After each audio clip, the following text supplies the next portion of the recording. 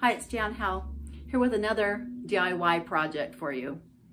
I get a lot of requests on how to make my DIY fabric labels. So I thought I would, in this tutorial, show you how easy it is to do. I put labels on everything, in my hats, my burp cloths, blankets, whatever I make, I add a little tag. It's a fun and simple way to customize your projects. So without any further ado, let me show you how it's done.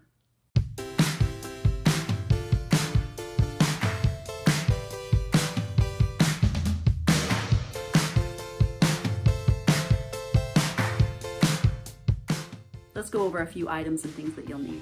I've tried several different methods to make fabric labels, and I found that using transfer paper, iron-on transfer paper, is the most durable and the easiest and looks the best. Make sure you're watching to the end because I'm going to show you different ways that you can apply these labels to your projects. So the items and things that you'll need to print out your labels are, of course, the labels printed out onto transfer paper, iron-on transfer paper. You can print your labels out on just a simple piece of cotton fabric, or you can use different sizes of silk ribbon or cotton ribbon of different widths and different sizes depending on your label. You'll need a paper cutter, or of course you can use scissors. I really love this paper cutter. And if you want to, if you're printing it out onto fabric, you can stabilize the back with an iron-on fusible interfacing. That will help keep the edges from fraying, or you can fold the edges under and hem the label if you want.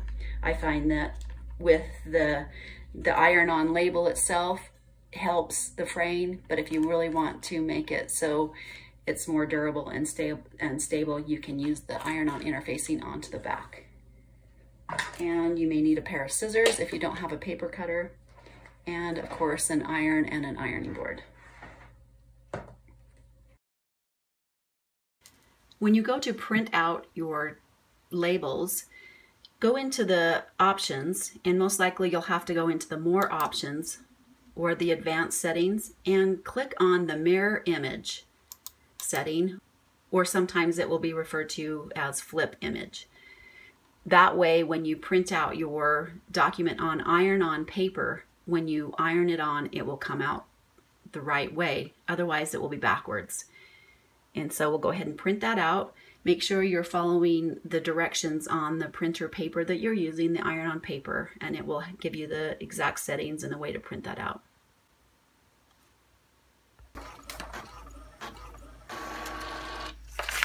So as you can see, this printed it backwards. That is correct. That's what you want. And we'll go ahead and cut these out. So depending on how your labels are laid out on your paper, I have designed this so that you can cut these in strips so that you can lay them out onto ribbon. So to make things a lot quicker, I'm going to get out my paper cutter. I really like this one because it has a little wire guide that shows where it's going to cut. And so I can line up these blocks pretty easily and just cut them. So I'm going to cut that whole sheet, then I'll have them ready to either put on fabric. If I'm using the fabric sheet, I'll do the whole sheet, or if I'm just using the ribbon, which I'm really liking now because so much easier then, and it doesn't fray because the ribbon edges are finished.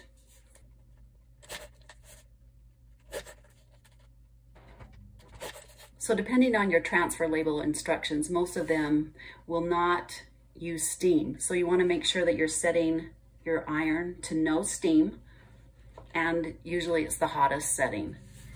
So if you are putting it on ribbon, this is a 5/8 inch width ribbon that fits the width of my label here. So it's been printed backwards, of course. So I'm going to place that face down onto the ribbon, just line it up and press that.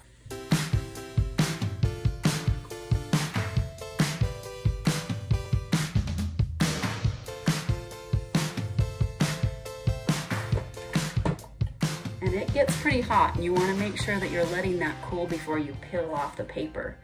So I'm going to clip that at the end of the transfer paper and just let that cool. So this is a different color. This is a kind of an off-white color of ribbon that I'm going to try a few of these different labels and see how they turn out.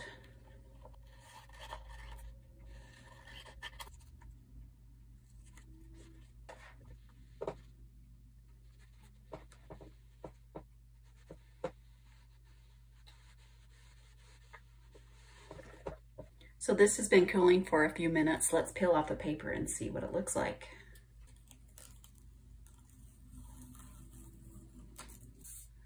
So look how nice that is. And that film of the transfer paper will keep that on there pretty good. You want to wait 24 hours, of course, before you launder your project.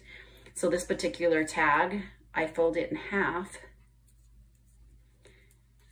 And I cut between, I usually just leave them uncut until I'm using them. But when I fold that in half, it leaves quite a bit of extra so that you can put that in your seam of the project that you're using. And very durable. When applying your tag, there's that extra ribbon there that you'll put in the seam allowance, like I've done here. So let's see how the square ones did.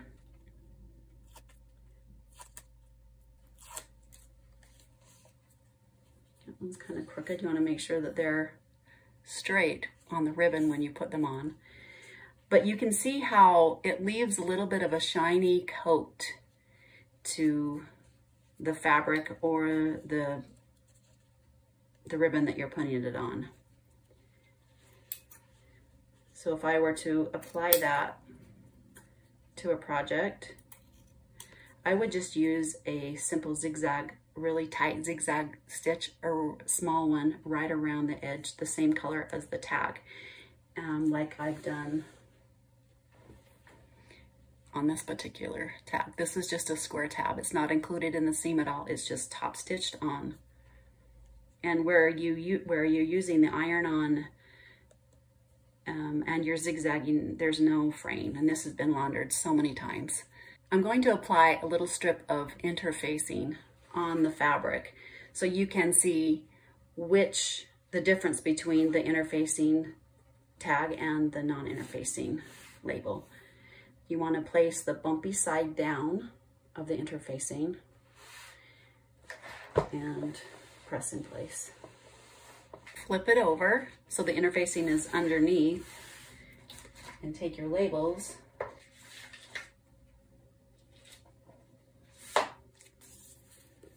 press it in place.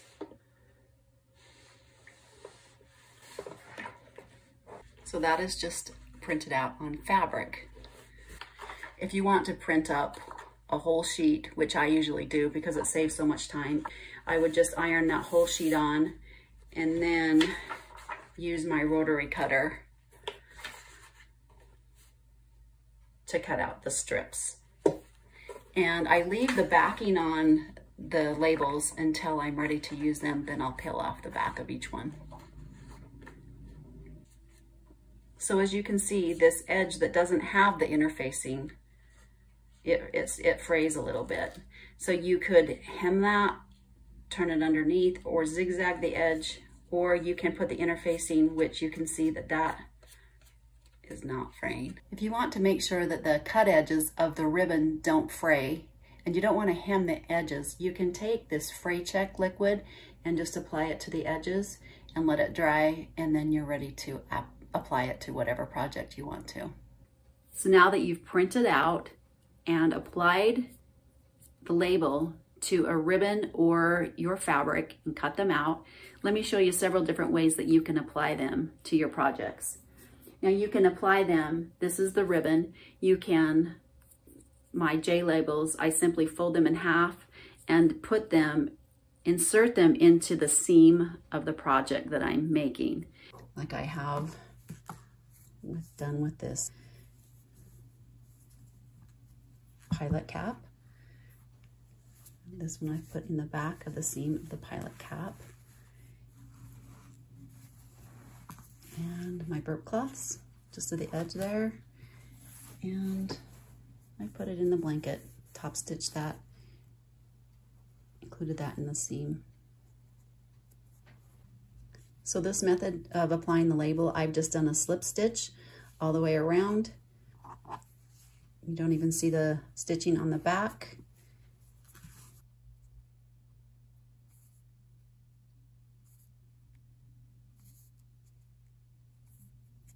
Using the sewing machine, I've just used the zigzag stitch and a small zigzag stitch and stitched around a square label. These shirts have been laundered many times, and look how good they're still looking. So this is just on, I put that on the sleeve. You can design your own sheets with the program that you have on your computer, or I have available an editable PDF where you can put whatever letters or whatever you want. I'll put the link in the description below. Make sure you're subscribing to the channel. Thanks for watching. Give it a thumbs up if you like what you're seeing and would like more tutorials like this. Have a great day, and we'll see you in the next class.